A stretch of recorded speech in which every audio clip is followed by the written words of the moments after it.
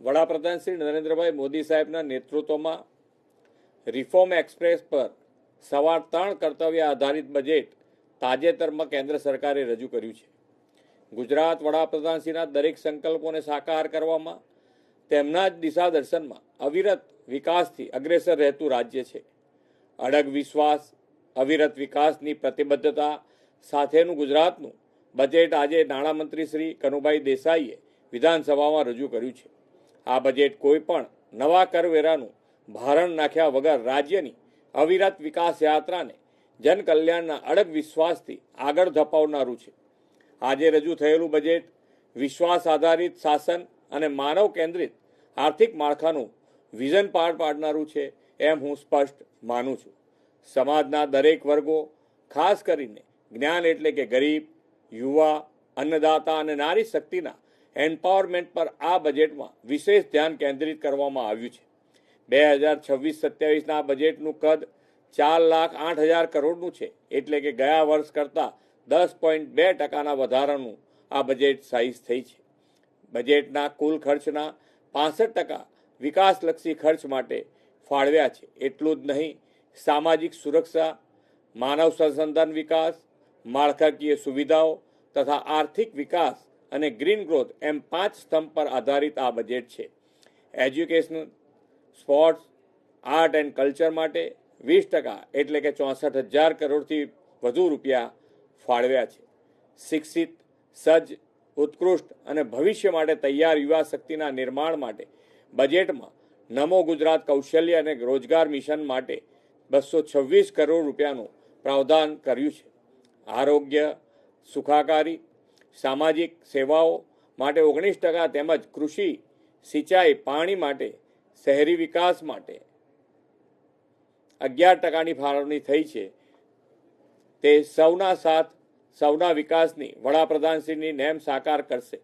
આ વર્ષે capital expenditure માટે 39% રકમ ફાળવવામાં આવી છે.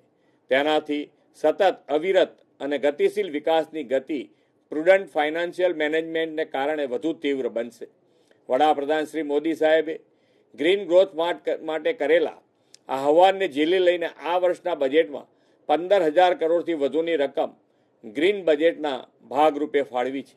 શ્રી મોદી સાહેબના આગવા વિઝનના કારણે આજે ગુજરાત ગ્લોબલ ટુરિઝમ મેપ પર ચમક્યું છે.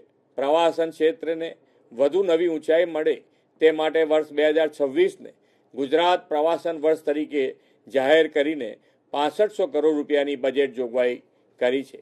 ભગવાન બિરસા મુંડાની 150મી જન્મ જયંતિની ઉજવણીના વર્ષમાં આદિવાસી વિસ્તારોને વિકાસની મુખ્ય ધારામાં લાવવા 35,000 કરોડથી વધુ રૂપિયા ફાળવ્યા છે. 4 આદિવાસી જિલ્લાઓના 18 તાલુકાના 51,480 હેક્ટર વિસ્તારમાં ઉદ્વહન સિંચાઈ યોજનાનું આયોજન પણ કરવામાં આવ્યું છે. આદિવાસી યુવાનોને ઘર આંગણે રોજગાર અવસર માટે આદિવાસી વિસ્તારોમાં 5 નવી જીઆઈડીસી સ્થાપના કરવામાં આવશે. આદરણીય વડાપ્રધાન શ્રી નરેન્દ્રભાઈ મોદી અને કેન્દ્રીય ગૃહ તથા પ્રથમ સહકારિતા મંત્રી શ્રી અમિતભાઈ શાહના પ્રયાસોના પરિણામે અમદાવાદને કોમનવેલ્થ ગેમની યજમાનીનો અવસર મળ્યો છે. આ માટે સ્પોર્ટ્સ ઇન્ફ્રાસ્ટ્રક્ચર અને આધુનિક પરિવહન સેવાઓ સાથે ઓલિમ્પિક રેડી અમદાવાદ માટે 1200 કરોડથી વધુ રૂપિયાની ફાળવણી આ બજેટમાં કરી છે. રાજ્યમાં ફ્યુચર રેડી ઇન્ફ્રાસ્ટ્રક્ચરના નિર્માણ માટે ગુજરાત હાઈસ્પીડ કોરિડોરમાં રૂપિયા 800 કરોડના રોકાણ દ્વારા નેક્સ્ટ જનરેશન કનેક્ટિવિટીનું નિર્માણ થશે. ક્લાઇમેટ રેઝિલન્ટ અને ન્યૂ ટેકનોલોજીનો માર્ગ માટે 600 કરોડ રૂપિયાની ફાળવણી કરવામાં આવી છે. હવેનો સમય એઆઈ અને ડીપ ટેકનો યુગ છે.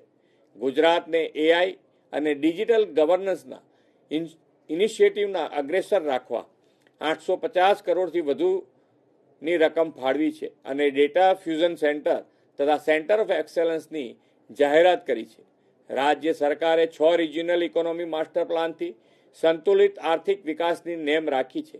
તે માટે લગભગ 7,000 કરોડ રૂપિયા ફાળવ્યા છે અને વિકસિત ગુજરાત 2047નો માર્ગ વધુ ઉજ્જવળ બનાવ્યો છે. આપણે વડાપ્રધાનશ્રીની પ્રેરણા અને માર્ગદર્શનમાં સોમનાથ સ્વાભિમાન પર્વની ગૌરવમય ઉજવણી કરી રહ્યા છે. આ સ્વાભિમાન પર્વ સાથે પ્રત્યેક ગુજરાતી ગુજરાતના ગતિમાન વિકાસનું ગર્વ લઈ શકે તેવું સર્વસમાવેશી બજેટ આપવા માટે નાણામંત્રી શ્રી કનુભાઈ દેસાઈ અને તેમની સમગ્ર ટીમને અભિનંદન આપું છું.